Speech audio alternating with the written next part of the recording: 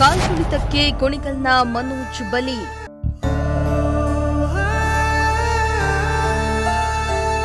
ಮನೋಜ್ ತಂದೆಗೆ ಪರಿಹಾರದ ಹಣ ಹಸ್ತಾಂತರ.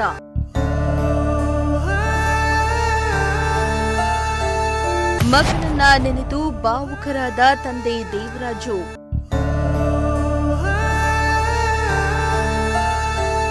ಆರ್ಸಿಬಿಯ ಸಂಭ್ರಮಾಚರಣೆ ವೇಳೆ ಕಾಲ್ತುಳಿತ ದುರಂತದಲ್ಲಿ ಕುಣಿಗಲ್ನ ಮನೋಜ್ ದಾರುಣವಾಗಿ ಸಾವನ್ನಪ್ಪಿದ್ರು.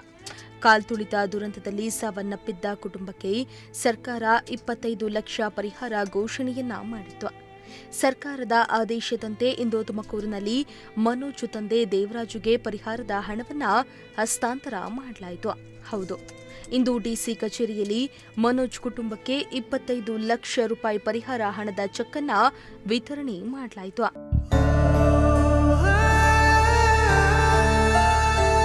ಕುಣಿಗಲ್ನ ಯಡಿಯೂರು ಮೂಲದವನಾದ ಮನೋಜ್ ತಂದೆ ತಾಯಿ ಹಾಗೂ ತಂಗಿ ಜೊತೆ ಬೆಂಗಳೂರಿನ ಯಲಹಂಕದಲ್ಲಿ ನೆಲೆಸಿದ್ರು. ಕೆಂಪಾಪುರದ ರೆಸಿಡೆನ್ಸಿ ಕಾಲೇಜಿನಲ್ಲಿ ಬಿಬಿಎ ಓದ್ತಾ ಇದ್ದ ಮನೋಜ್ ಆರ್ಸಿಬಿ ಸಂಭ್ರಮಾಚರಣೆ ವೇಳೆ ಕಾಲ್ತುಳಿತದಲ್ಲಿ ಸಾವನ್ನಪ್ಪಿದ್ರು. ಮನೋಜ್ ಅಂತ್ಯಕ್ರಿಯೆ ನಡೆದು 3 ದಿನಗಳ ಬಳಿಕ ಇಂದು ತುಮಕೂರು ನಗರದ ಡಿಸಿ ಕಚೇರಿಯಲ್ಲಿ ಪರಿಹಾರದ ಚೆಕ್ ಅನ್ನ ಹಸ್ತಾಂತರಿಸಲಾಯಿತು. ಜಿಲ್ಲಾ ಉಸ್ತುವಾರಿ ಸಚಿವರಾದ ಡಾ ಜಿ ಪರಮೇಶ್ವರ್ ಪರಿಹಾರದ ಚೆಕ್ ಮೃತ ಮನೋಜ್ ಕುಟುಂಬಕ್ಕೆ ಹಸ್ತಾಂತರ ಮಾಡಬೇಕಾಗಿತ್ತು. ಆದರೆ ಸಿಎಂ ನಿವಾಸದಲ್ಲಿ ತುರ್ತು ಸಭೆ ಇರುವುದಾಗಿ ಕರೆ ಬಂದಿದ್ದರಿಂದ ಪರಮೇಶ್ವರ್ ದಿಢೀರ್ ಬೆಂಗಳೂರಿಗೆ ತೆರಳಿದ್ರು. ಹೀಗಾಗಿ ಪರಮೇಶ್ವರ್ ಬದಲಿಗೆ ಡಿಸಿ ಶುಭ ಕಲ್ಯಾಣ್ ಮನೋಜ್ ಕುಟುಂಬಕ್ಕೆ ಪರಿಹಾರದ ಚೆಕ್ ಅನ್ನ ಹಸ್ತಾಂತರ ಮಾಡಿದ್ರು. ಈ ವೇಳೆ ಮನೋಜ್ ತಂದೆ ತನ್ನ ಮಗನನ್ನ ನೆನೆದು ಭಾವುಕರಾಗಿ ಕಣ್ಣೀರು ಹಾಕಿದ್ರು. ಎಲ್ರಿಗೂ ನಮಸ್ಕಾರ. 4ನೇ ತಾರೀಕು ಜೂನ್ ತಿಂಗಳಲ್ಲಿ ನಮ್ಮ ಬ್ಯಾಂಗ್ಳೂರು ಚಿನ್ನಸ್ವಾಮಿ ಸ್ಟೇಡಿಯಮಲ್ಲಿ ಏನು ಒಂದು ಸ್ಟ್ಯಾಂಪೀಡ್ ಆಗಿದೆ. ಅದರಲ್ಲಿ ನಮ್ಮ ತುಮಕೂರು ಜಿಲ್ಲೆ ಕುಣಿಗಲ್ ತಾಲೂಕು ಶ್ರೀ ಮನೋಜ್ ಕುಮಾರ್ ಅವರು ಸತ್ತಿದ್ದಾರೆ ಸ್ಟ್ಯಾಂಪೀಡಲ್ಲಿ.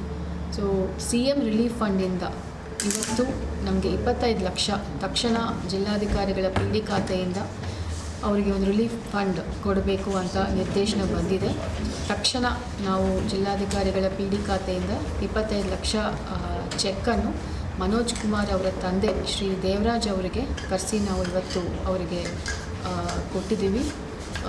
ಮನೋಜ್ ಕುಮಾರ್ ಅವರ ಆತ್ಮಕ್ಕೆ ಶಾಂತಿ ಸಿಗಲಿ ಅಂತ ನಾನು ಈ ಸಂದರ್ಭದಲ್ಲಿ ಹೇಳಕ್ಕೆ ನಾನು ಇಷ್ಟಪಡ್ತೀನಿ. ಇನ್ನು ಈ ವೇಳೆ ಮಾತನಾಡಿದ ಮೃತ ಮನೋಜ್ ತಂದೆ ದೇವರಾಜು, ಸರ್ಕಾರ ಚೆಕ್ಕೇನೋ ಕೊಟ್ಟಿದೆ ಸರ್, ಆದ್ರೆ ಮಗ ಬರೋದಿಲ್ಲ ಅಲ್ವಾ? ಇದ್ದೋನು ಒಬ್ನೇ ಮಗ ಸರ್, ಅವನೇ ಇಲ್ಲ ಅಂದ್ರೆ ಈ ದುಡ್ಡು ತಗೊಂಡು ಏನ್ ಮಾಡ್ಲಿ? ದುಡ್ಡು ಕೊಟ್ರೆ ಯಾರು ಬದುಕಿ ಬರೋದಿಲ್ಲ.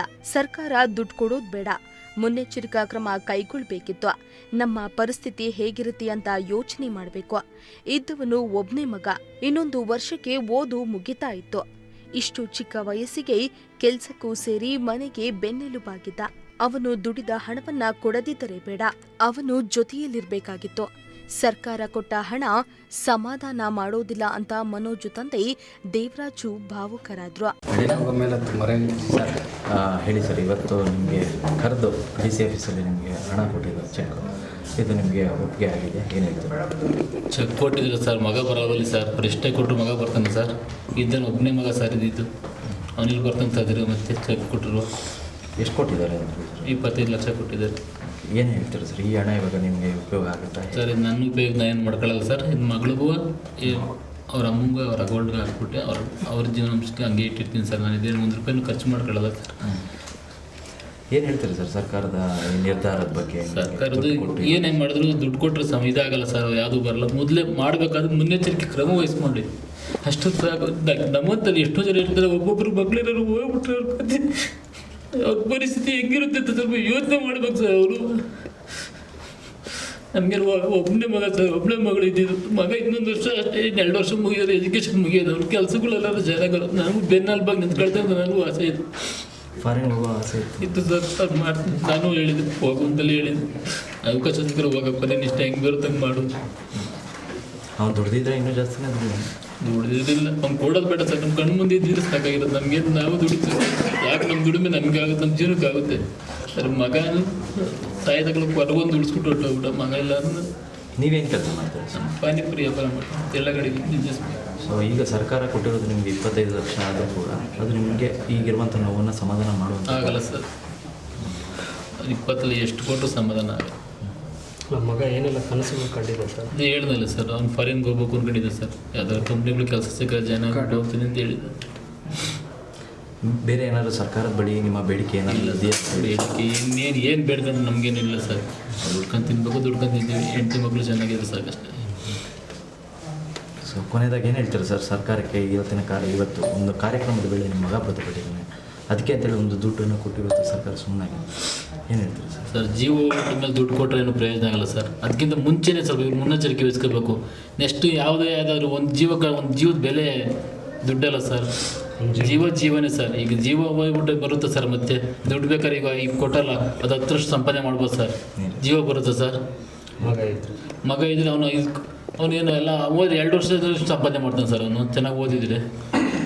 ಏನು ಓದ್ತಾ ಇದೆ ಸರ್ ಇವಾಗ? ಸರ್ BBA ಮಾಡ್ತಿದ್ದೆ ಸರ್, 2nd ಇಯರ್ ಸರ್ ಈ ವರ್ಷ. ಸೋಮವಾರದಿಂದ ಕ್ಲಾಸ್ ಮುಗಿದಿತ್ತು. ಫಸ್ಟ್ ಇಯರ್ ಮುಗಿದಿತ್ತು. ಸೋಮವಾರ ಅಂದರೆ